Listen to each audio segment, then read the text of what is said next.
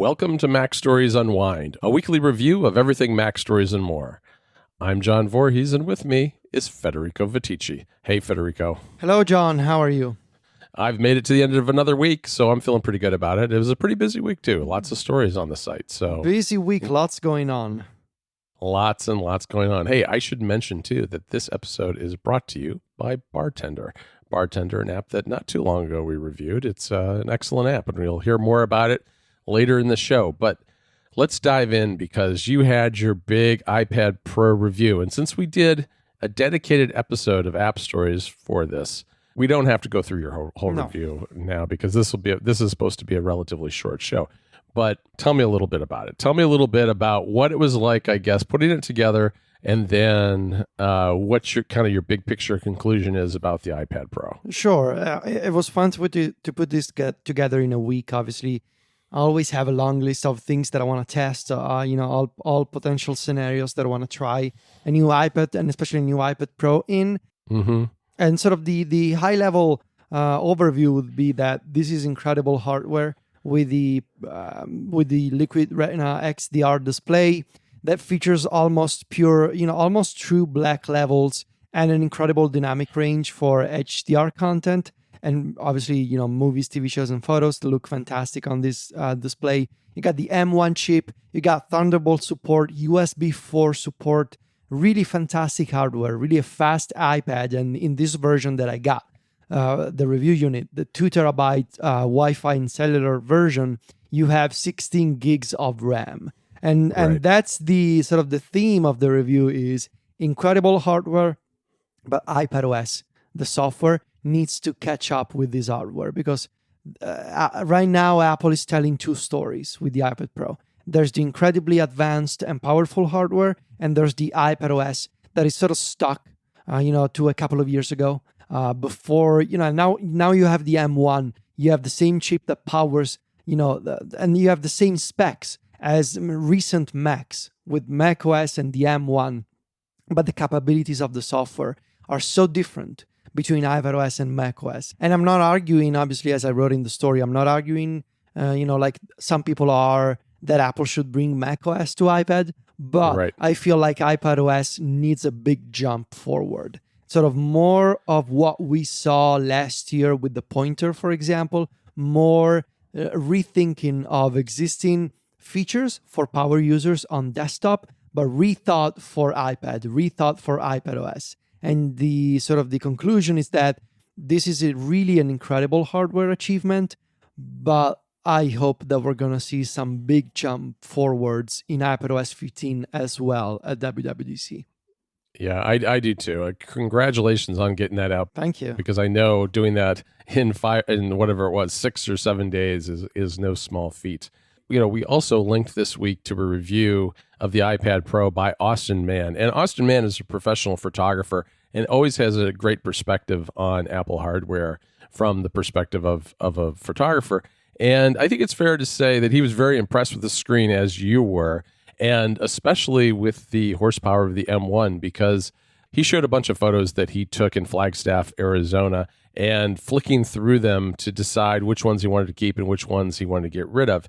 And these are big, big files. They were, I think the article said 60 or 65 megabyte files, which are very large raw files.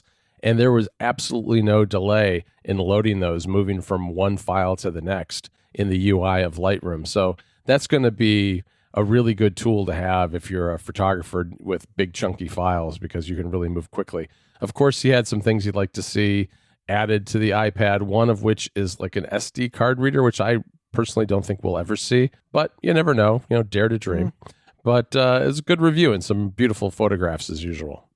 The M1 iMac embargo was also up this week, and we got reviews for the M1 iMac, which the consensus seems to be that it's a really good machine and it comes in colors. Yep. So right. It looks really beautiful, I should say. It really does. And we have, there's a great review by Jason Snell over at 6 Colors that we link to. And The Verge always does a nice video review, and they did that as well as a written one. And of course, Joanna Stern always does a funny video too. And all of that is linked in that article, and a good place to kind of get a bunch of different perspectives at once. Apple really had a lot of news this week because we not only did we get the release of that hardware, but we also got the announcement that spatial audio and lossless playback is coming to Apple Music. And I think of the two, I think there's been a lot of confusion and discussion around lossless playback, which I know you know a lot about, but I think spatial audio in the end is what's going to be really interesting. And to me, this spatial audio is really just a marketing term. Don't think of this, I don't think, as spatial audio in the sense that you have with video with AirPods Pro and AirPods Max, which is already out. Think of this more as surround sound music, because this is really just an Apple marketing term for Dolby Atmos, as far as I can tell. And that's not to downplay it at all. I think it's going to be very interesting. And if it takes off, it could be a really nice way to listen to music. Now, the reason, it's only going to be a couple of thousand songs at launch in June that have this. However, the same technology is being used by other players like Amazon Music. So it does have the potential for getting enough traction across enough big players in the music streaming service business to actually, over time, replace a lot of existing songs with spatial audio mixes. So I'm looking forward to giving it a try. And then why don't you give us a quick rundown on what the lossless part is all about, Federico? Sure. There will be two flavors of lossless. There's going to be lossless and high-resolution lossless.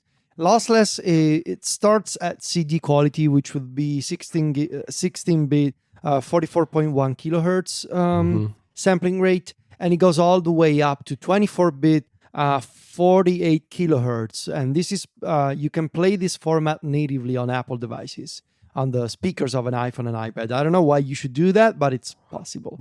And then there's it's not going to sound that lossless coming out of those speakers, but you can do it. Exactly. And then there's high-res lossless, and that will go all the way up to 24-bit, 192 kilohertz.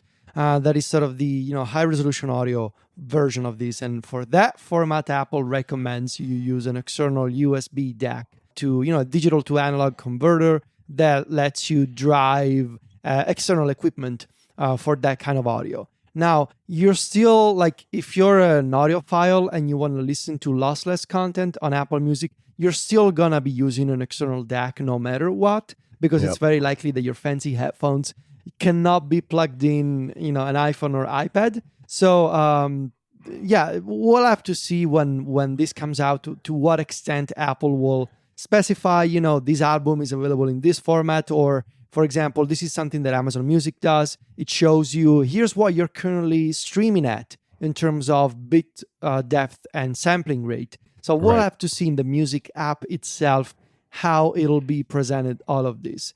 Unfortunately, there's a lot of confusion right now because it seems like HomePods and AirPods will not be able to stream at lossless. So we're going to have to see how that all works out.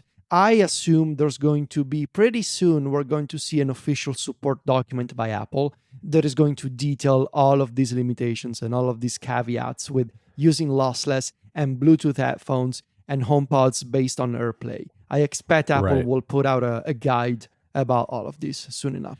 And honestly, I mean, if you want to enjoy lossless music, you probably should be using wired headphones anyway. You should be using, because it's really the speakers and headphones that you use that make the biggest difference in the sound that you're going to hear. Using teeny tiny little AirPods, as nice as they do sound in day-to-day use, they're nothing close to an extremely good pair of headphones or speakers on a desk. So it's worth keeping that in mind, I think. We also got this week 2 new Pride watch bands. One's a Nike version and one's an Apple Solo Loop.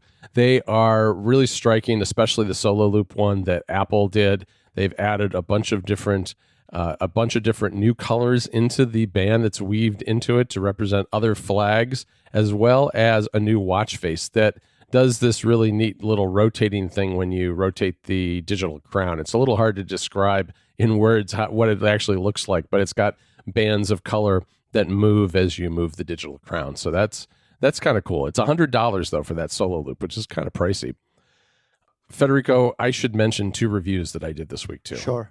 One is Halide, which came to the iPad, which I had kind of fun with this because it's easy to poke fun at iPad photography. And, you see people at graduations or you see them at tourist sites and they're holding their iPad up in two hands in a death grip and taking pictures of the Spanish Steps or something in Rome. And I always find it kind of funny. But sometimes that's the device you have with you, and that's what you want to take photos with. And Halide's done a really nice job with their camera app for the iPad, because they put the controls where you need them. Because when you're using an iPad to take a picture, you're going to be holding it in two hands. You're probably going to be holding it in landscape, but it also works in portrait. And it puts the controls right under your thumbs. And you can even switch the sides. So if you're a lefty like me, you can put the shutter button on the left side instead of the right side, which I really appreciate. So, I don't think this is something I'm going to be using a lot. I don't think I'll use it very often. On the other hand, I'm glad it exists, because maybe I'm sitting out in the backyard and I want to take a quick picture and I'm working on my iPad. That's what I've got. I can use the iPad now with Halide. And then the other app that we got this week is a digital toy box for young kids. It's geared toward kids 2 to 6 years old, and it's called Pok Pok Playroom, from a new studio called Pok Pok that is a spinoff from Snowman. And you probably recognize the Snowman name from things like Alto's Adventure and Where Cards Fall and those sorts of games. Sure. But this is not really a game. This is more digital toys, as I said, and there's a set of 6 of them in there. It's a subscription app. It's designed to be used in kind of a very calm... It has a lot of Alto's vibe to it, in the sense that it's kind of a calming experience. You just kind of explore through these toys and poke around in the UI, and you can drag the cars around in a city or make music by shifting shapes around. All sorts of little things you can explore, and it's designed to kind of spark kids' imaginations. And as someone who's a dad of 3 boys who are all older now, I think I would have really liked to have had this when they were that age, because it's really well done, and I think it's going to do very well. So check it out if you've got young kids. All right, John, we should also mention that Apple is bringing back another affiliate program. Everything except apps, Federico. Everything except the App Store. They're launching one for Apple Podcasts subscriptions. So that's the new service coming out soon. And if you refer to one of those shows, you will be able to earn a commission. So, it makes sense, right? Apple is a services company. Too bad that the service that we would like to have an affiliate program for is no longer supported. So no, that's true. This works a lot like they've done with some of the other subscription services like music.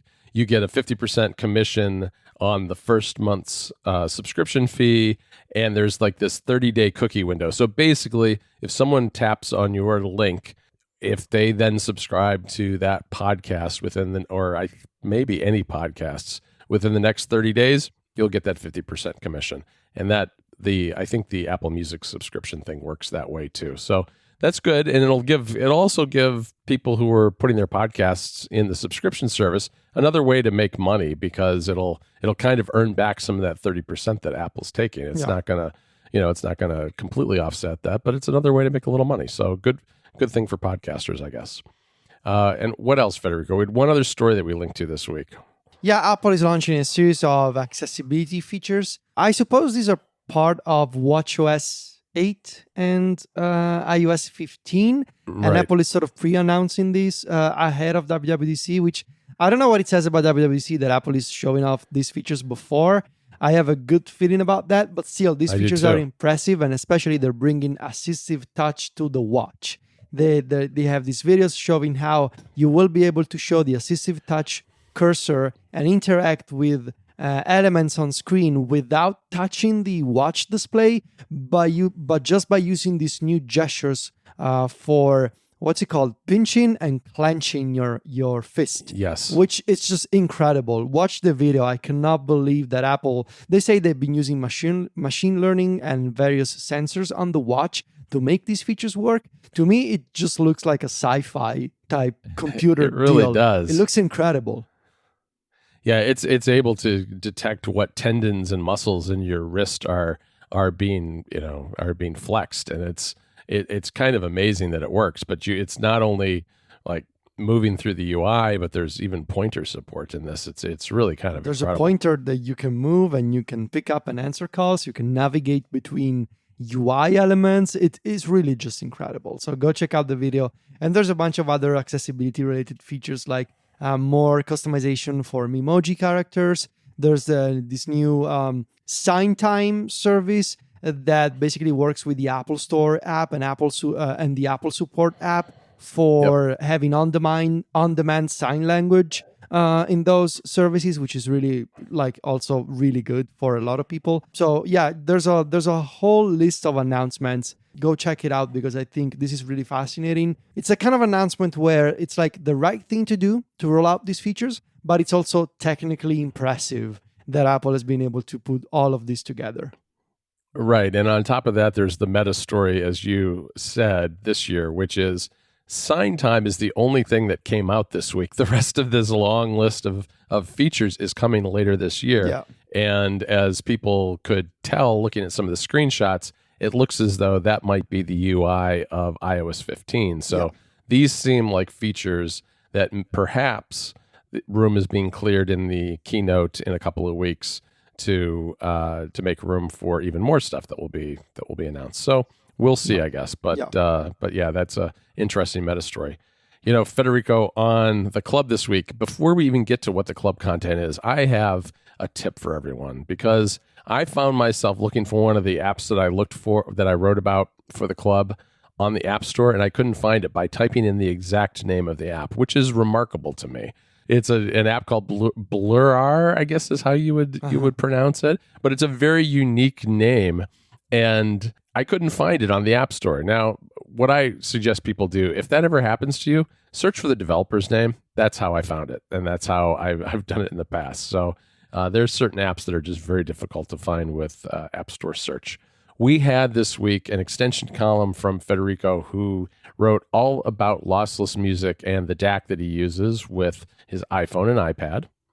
And then I did a collection of wallpaper apps and also a tip about managing Mac Windows that kind of came out of our Mac OS wishlist episode for App Stories, because this is a way to use, and I added into this. This is a way to move your windows so they take up the left and right hand sides of your screen very easily. And I've got some other tips in there about ways you can do that even faster than going and using the various menu items. So, fun tip that it took me down quite a rabbit hole this week, but nice to share that with everybody, because I think I didn't know about this, and I don't think a lot of people necessarily me do. neither. Right. Yeah. And I wrote about lossless music, obviously. I wrote about how I've been preparing for lossless playback on iOS and iPadOS with the external DAC that we mentioned a few minutes ago. So go check it out. This was done, obviously, with the Amazon Music HD app, but all of this will also largely apply to Apple Music as soon as the new lossless playback option is available over the next couple of weeks, I assume. Right. And, also this week we had actually 2 episodes of App Stories, because we had our normal Monday episode, which was our iOS 15 wishes, which was a lot of fun to do. That was a really, really packed episode. We've got a lot of wishes for iOS this year. And then we followed up on Wednesday with a special iPad Pro review episode where we talked all about what your review was all about on the iPad Pro. So 2 episodes, check them out. I mean, I think it's a great, they actually work in kind of tandem really well, because we sandwiched the iPad Pro review right between iOS 15 and iPad OS 15, which is our episode for next week. Okay, Federico, this episode of App Stories is brought to you by Bartender 4. Take control of your menu bar with Bartender 4. It's the premier app for organizing your menu bar. With more apps adding items to your menu bar than ever before, it doesn't take long for that whole area of your screen to become a disorganized jumble. With Bartender 4, you can save space, eliminate distractions, and create a system that fits with the way you work. Bartender 4 puts you in complete control of everything in the menu bar. You can reorder items, hide what you don't need, and even set them up so they only appear when their status changes. With the latest update, Bartender added something called Quick Reveal. And what that does is that all you have to do is hover your pointer over the menu bar, and all the hidden items appear instantly in the menu bar, or if you prefer, in the Bartender bar, which drops below the main menu bar. There's even a quick search function now, too, so you can find and activate menu bar items instantly using nothing but the keyboard. It's a really compelling new way to access those menu bar items without taking your fingers off the keys. The app is highly customizable. You can put different kinds of spacers between your items in the menu bar. You can rearrange them. You can assign keyboard shortcuts, and you can assign triggers to reveal menu bar items based on changes, scripts, and other conditions.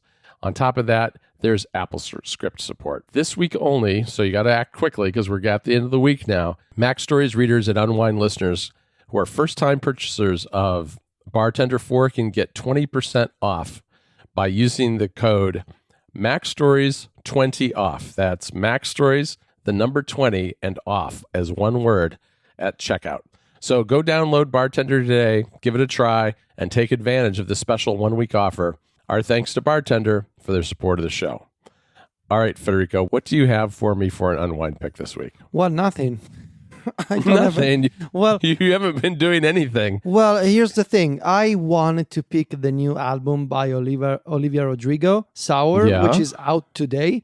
But the problem is I started listening and I got to like the third or fourth song. And then I got stuck out of my building today. So there was an unfortunate incident that was all taken care of. But now I got to buy a new key because my key snapped in half inside of the keyhole. So I thought I was going to have like an extra 30, 40 minutes to just chill and listen to music.